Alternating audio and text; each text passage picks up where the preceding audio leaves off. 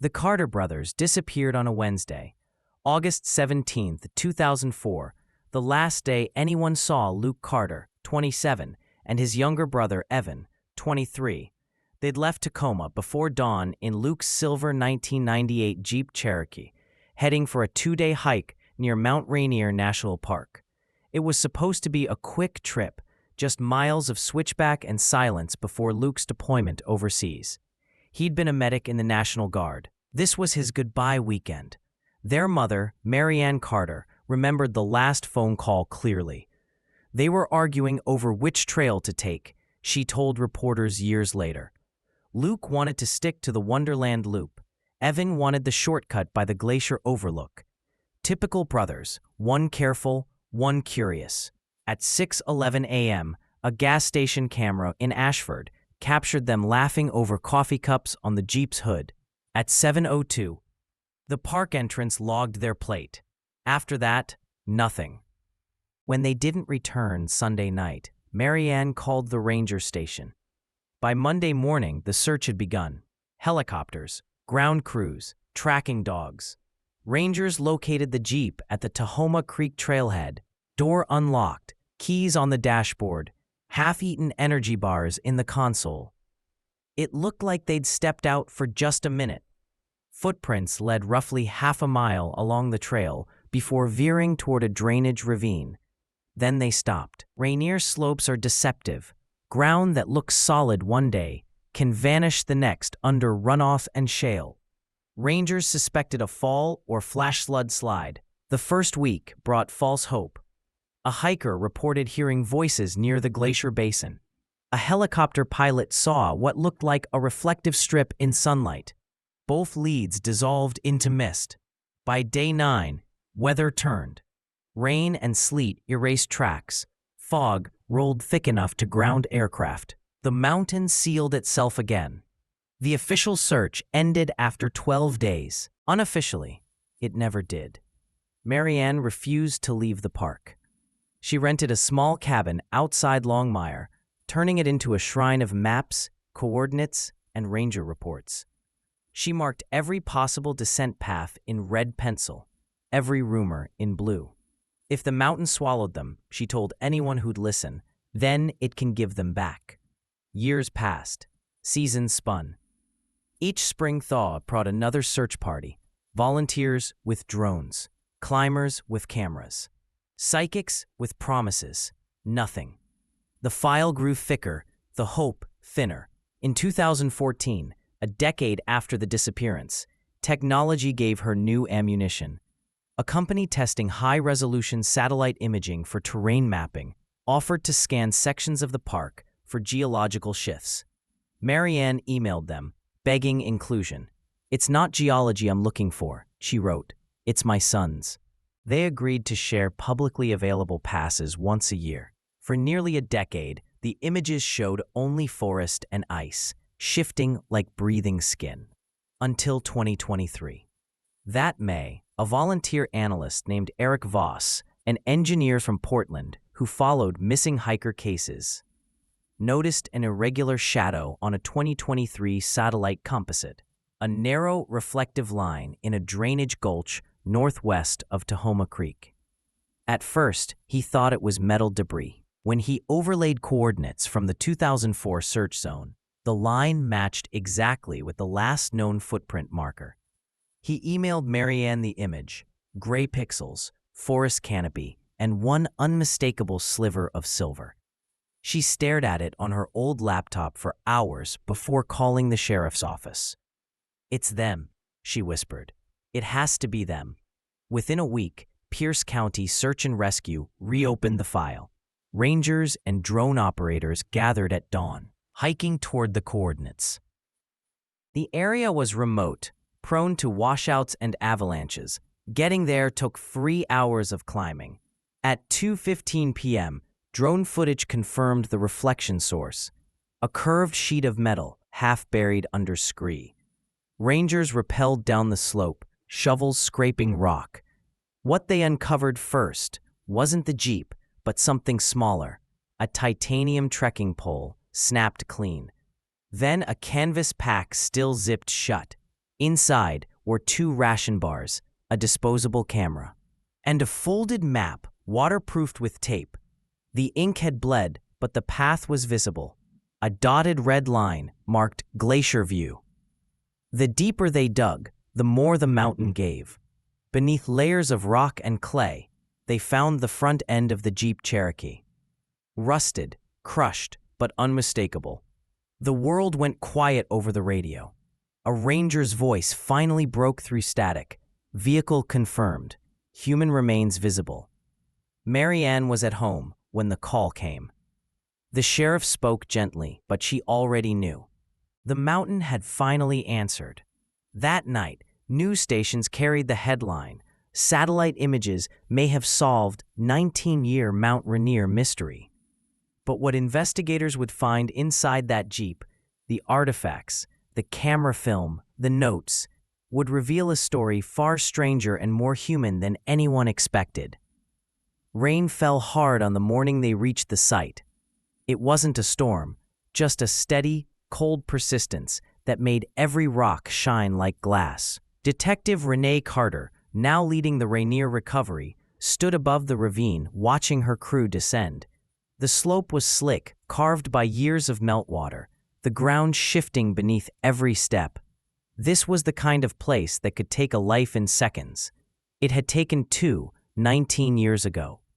The Jeep was tilted nose first into a shallow wash, half its frame wedged under stone. The roof had collapsed inward, glass powdered to dust. Moss covered the rear windows, like skin closing over a wound. Nothing about it looked recent, yet nothing about it looked truly gone either. When the tarpaulin came off, the silver paint still caught the light, dull but undeniable. They began the excavation slowly. Every move was logged, every inch photographed. The first object to emerge from the passenger side was a blue bandana, frayed but intact. Then a water bottle, label long faded, still half full. Inside the glove compartment, a folded envelope marked Mom rested on top of old registration papers. The paper had fused with the envelope from moisture, but the handwriting was Luke's. Carter held it up, her voice quiet. "Get this bagged first." The remains were found next. 2 sets, one in the front seat, one in the back. Both skeletal, both undisturbed. The position told the story before the lab could. Luke, in the driver's seat, seatbelt still locked. Evan, behind him, huddled against the door. A thermos was still wedged between them, and a camera strap hung from Evan's wrist. The Jeep's keys were in the ignition. The headlight switch had been left in the on position.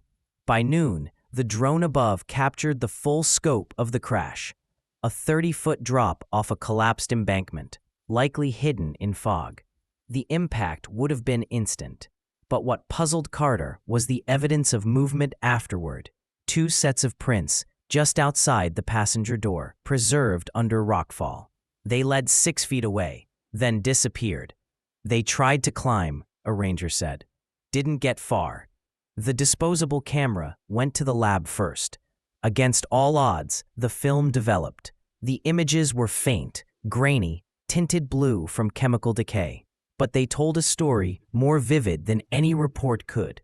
The first frame showed the brothers on the trailhead, smiling at sunrise. The next, a panoramic shot of Rainier's glacier face, breathtaking and cold.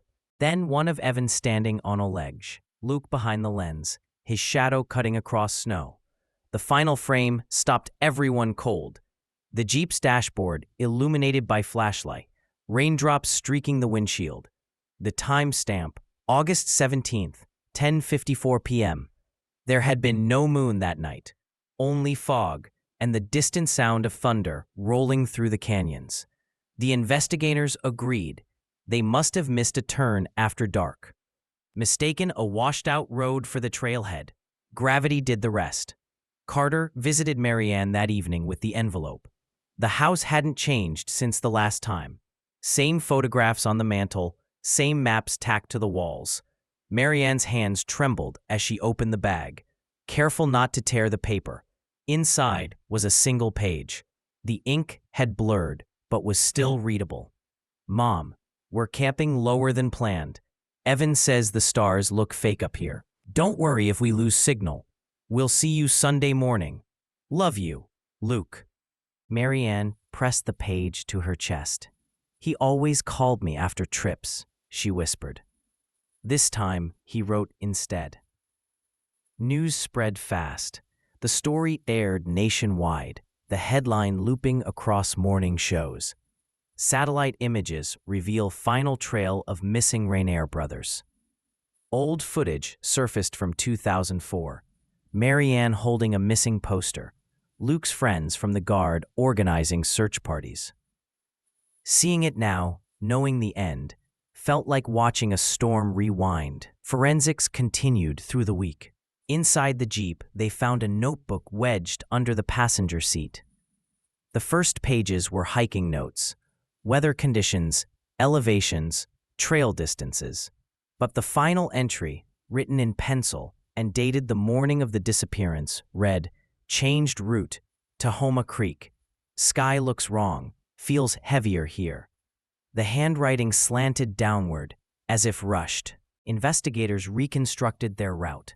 They'd left the official trail to cut time, following an old logging road that appeared stable on maps, but had been undermined by meltwater.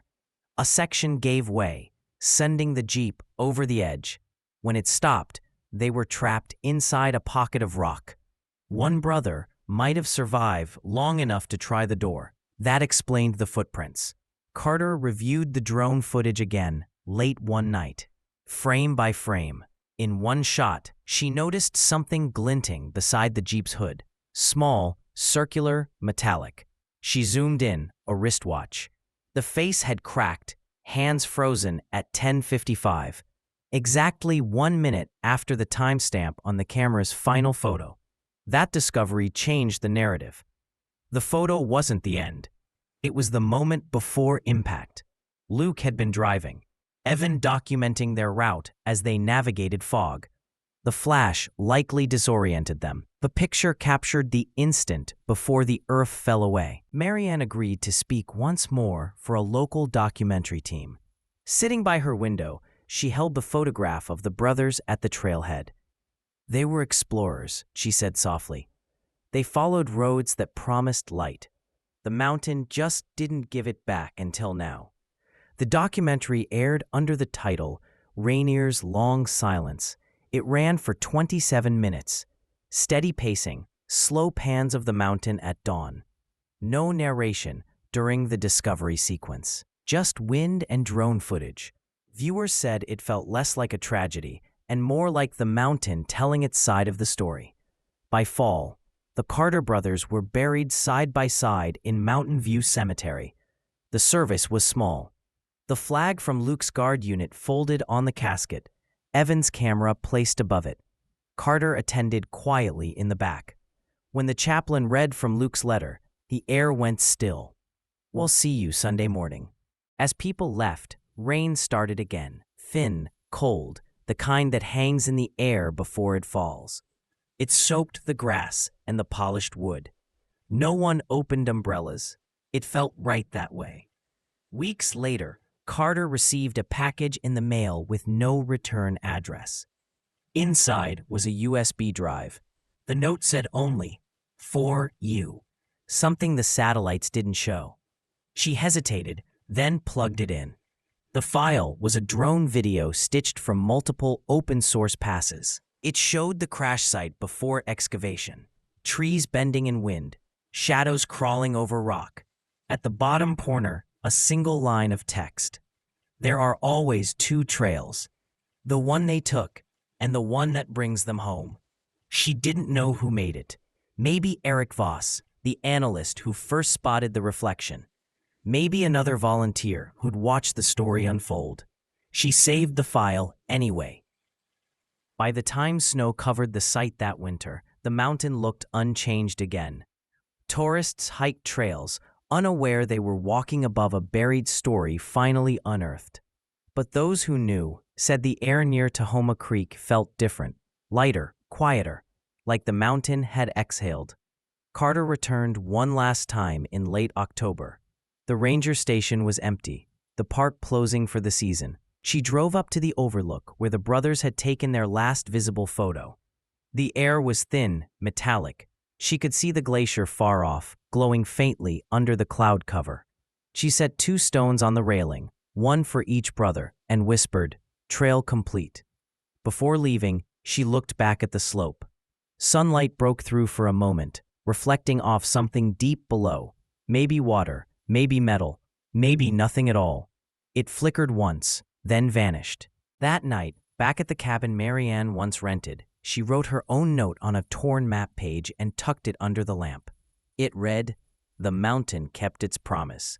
Then she folded it, turned off the light, and listened to the rain start up again, steady as breathing. By spring, the park had added a new sign at the Tahoma Creek Trailhead. In memory of Luke and Evan Carter, lost 2004, found 2023.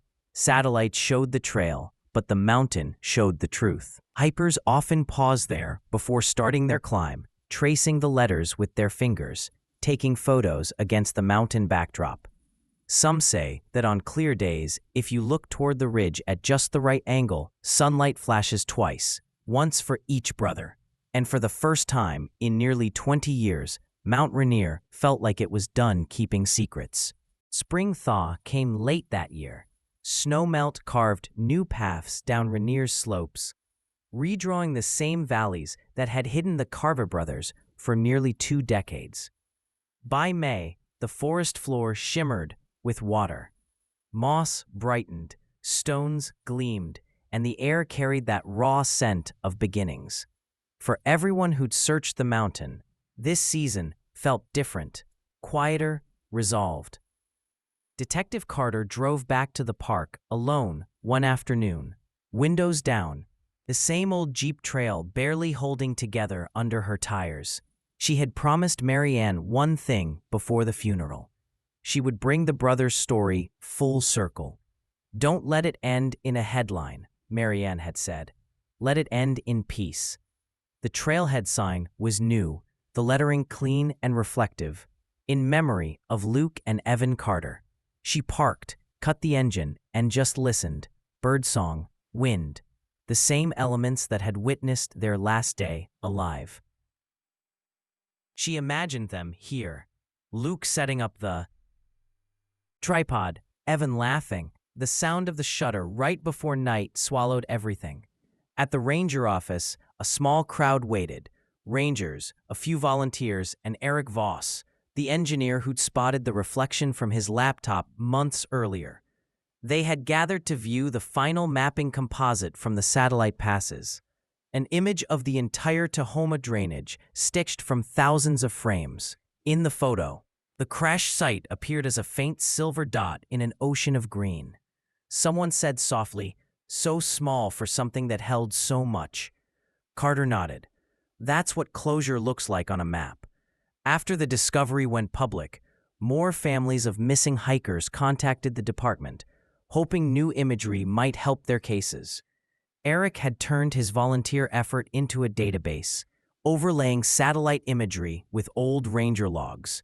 He called it the Last Trail Project. The first page of the site bore a dedication for Luke and Evan, who taught us to keep looking down as well as up. That summer, the brothers' story became part of training seminars for search and rescue teams nationwide. Carter presented the case study, emphasizing the quiet details, the shoes left aligned, the single camera flash, the patience of one mother.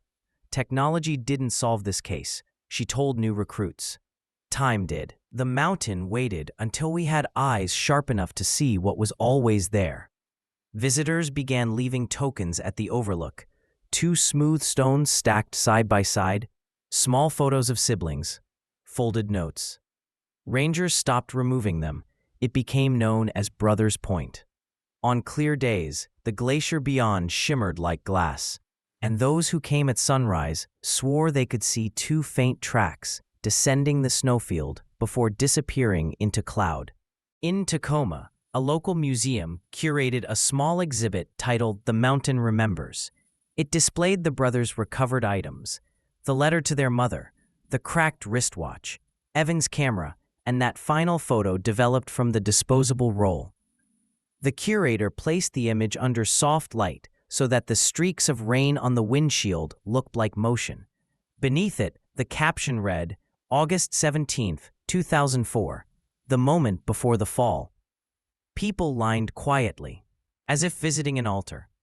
One visitor wrote in the guest book, "They found the road we all hope for, the one that ends with love, not fear." By autumn, Carter was ready to leave the department. She packed up her office slowly, one file at a time, stopping when she reached the folder labeled Carter Brothers, Closed. Inside was the USB drive with the anonymous video. She played it once more before shutting down her computer. The footage panned over the mountain at dawn, the ridge glowing gold, mist curling around treetops. Then the same line of text faded in. There are always two trails. She whispered the rest aloud. The one they took and the one that brings them home. She mailed the drive to Eric Voss with a note. For the archive. Keep the light steady. That winter, heavy snow returned to Rainier.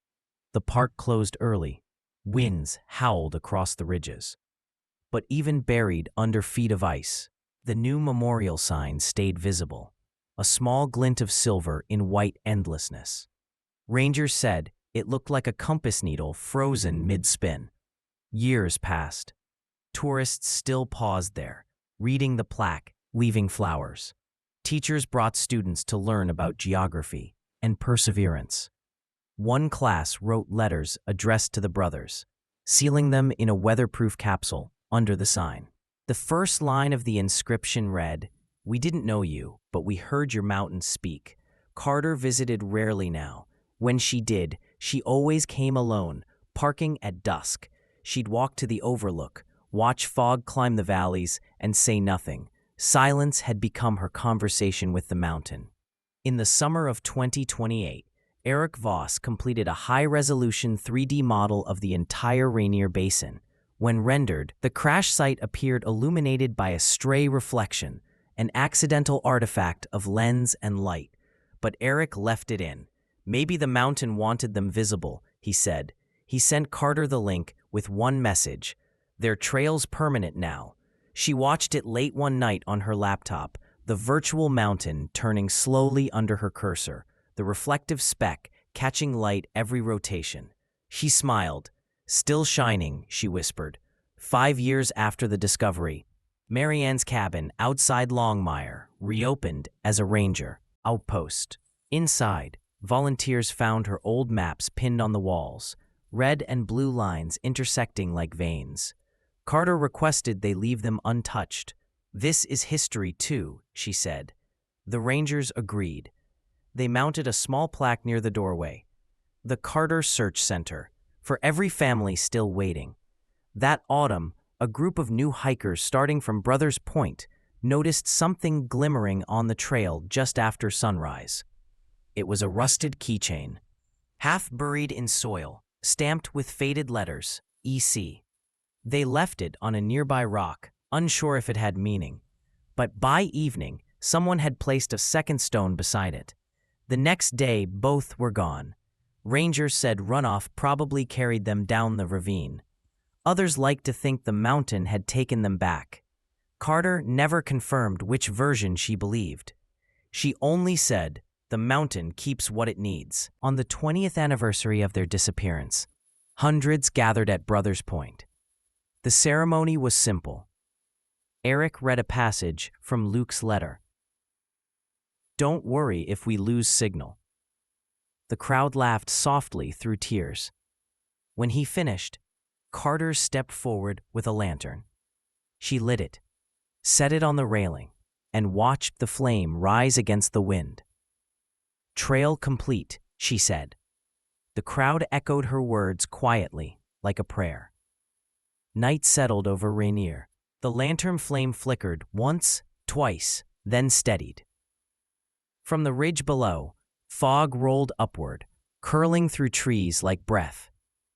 Some swore they saw two silhouettes walking side by side toward the glacier, moving easily, unburdened. Others said it was just the wind, bending light. Either way, no one looked away. As the crowd dispersed, Carter lingered. She ran her fingers across the plaque, tracing the engraved words until her skin tingled from the cold metal. Then she whispered, "You're home now." She turned back toward the trailhead. The stars above Rainier were sharp, crystalline, the kind that seemed close enough to touch. Her breath clouded, then cleared. In the silence, she heard the faintest metallic sound. A rattle, maybe keys against glass, maybe nothing at all. She smiled. "Message received," she said, and walked into the dark. When morning came, hikers found the lantern still burning, its flame steady despite the wind. They said it looked like a satellite caught in orbit above the mountain, still watching, still guiding. Up on Rainier, sunlight spilled across the ridges, catching on a seam of rock where silver paint once glinted. The mountain stood unchanged, vast and indifferent, yet somehow merciful, holding the brothers' memory in its cold arms. For the first time in 19 years, there was no echo, no unanswered question. Only the mountain, the light, and the simple truth that every trail, no matter how long it disappears, eventually finds its way back to the sun.